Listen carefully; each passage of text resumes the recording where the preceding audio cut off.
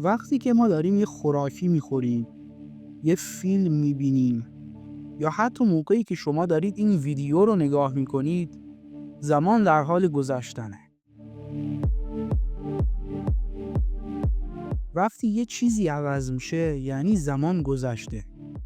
دیروز به امروز میرسه، صبح به ظهر میرسه و ظهر هم در نهایت به شب میرسه. زمان موجودیت ما رو قابل درک و فهم میکنه. یعنی اگه زمان وجود نداشت، ما متولد نمی شدیم، رشد نمی کردیم، حرکتی نداشتیم و در نهایت مرگی هم وجود نداشت. یعنی یه جورایی هیچ نشانه‌ای از بودن ما نبود.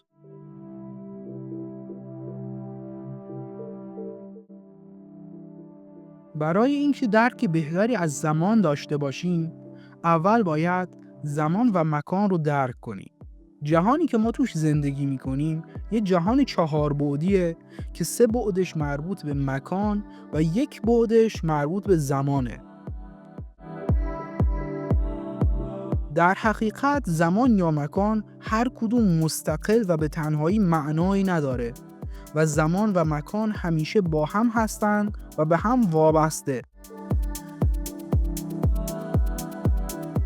بذارید یه مثال واضح‌تر بزنم که متوجه بشید. فرض کنید که توی یه بازی فوتبال توی دقیقه 90 یه بازیکن توپ رو وارد گل میکنه. الان توی دقیقه 90 بازی هستیم و توپ وارد دروازه شده. مکان میگه یعنی کجاست؟ الان توپ توی دروازه هست و زمان میگه کی کجاست؟ توی دقیقه 90 توپ توی دروازه. اگه مکان وجود نداشت، پس توپی هم دیگه وجود نداشت که توی دروازه باشه و زمان فقط 90 بود. و اگه زمان وجود نداشت، اون توپ برای همیشه ثابت توی دروازه میموند. یعنی دیگه زمانی وجود نداشت که بخواد تعیین کنه کی اون توپ کجا هست.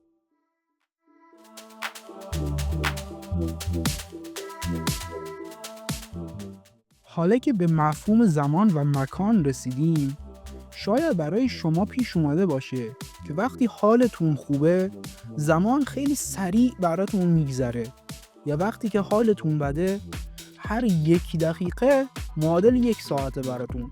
البته این چیزیه که ذهن ما داره حسش میکنه و درکش میکنه، وگرنه 1 دقیقه‌ای که وقتی حالمون خوبه با وقتی که حالمون بده تفاوتی با همدیگه نداره و فقط یه چیز فلسفیه.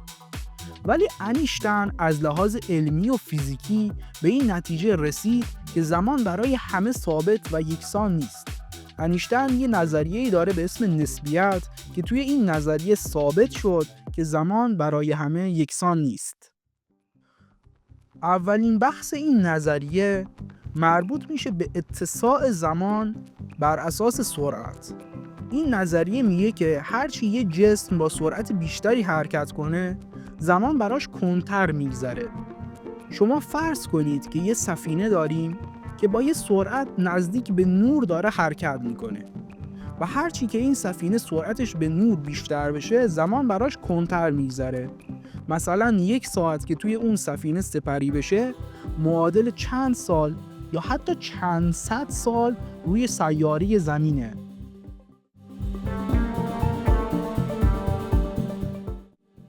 دومین موضوع این نظریه نسبیت اتساع به گرانش بود. طبق این نظریه هرچی که به یه جسمی نزدیک بشیم که گرانش بیشتری ایجاد میکنه، زمان برامون کندتر میگذره. یعنی اگه به یه کوه یا یه ستاره نوترونی نزدیک بشیم، زمان برامون کندتر میگذره. یا حتی اگه به یه سیاهچاله نزدیک بشیم و وارد اون سیاهچاله بشیم، کلاً زمان دیگه متوقف میشه و علنا همیشه توی اون سیاهچاله میمونیم. و حالا سوالی که پیش میاد، چرا زمان برای همه یکسان نیست؟ جواب این سوال برمیگرده به همون 4 بعد زمانی و مکانی. دنیایی که توش ما زندگی میکنیم یه دنیای 4 بعدیه که این دنیا یه خاصیت کشسانی داره. بذارید یه مثال بزنم. فرض کنید این دنیا یه پارچه کشیه. هرچی که گرانش بیشتر باشه، و سرعت بیشتر باشه این پارچه رو کش میاره و کشیده میشه و هرچی این کشش بیشتر باشه زمان کندتر میگذره. یه موضوعی که کل دنیا تا به حال حداقل یک بار رو بهش فکر کردن سفر در زمانه.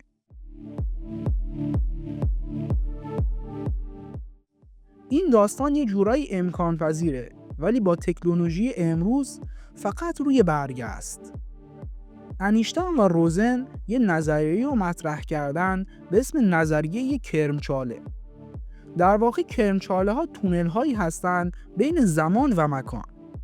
کرمچاله چیزی نیست که مادی باشه، هندسه که خم شده فضا و زمانه که اینقدر خم شده که به جای طی کردن یه مسافت طولانی با یه مسافت خیلی کمی به همدیگه رسیدن، که با این مثالی که الان بهتون میگم خیلی ساده تر این موضوع رو درک میکنید و متوجهش میشید.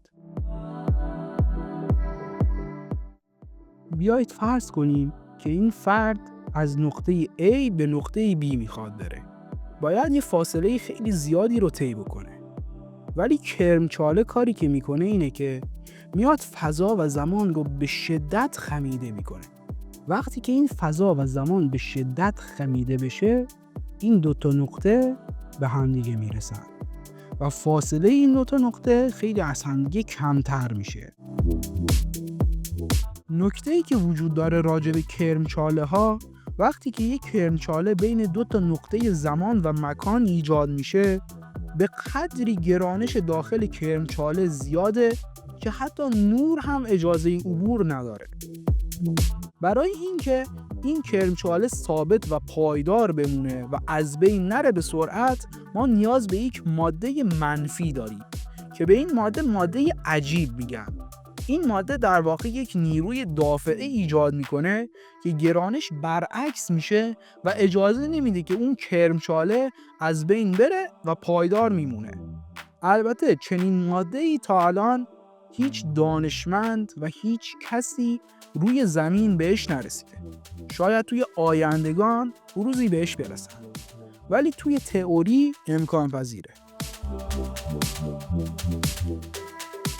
خب میریم سراغ اصل داستان، یعنی همون سفر در زمان.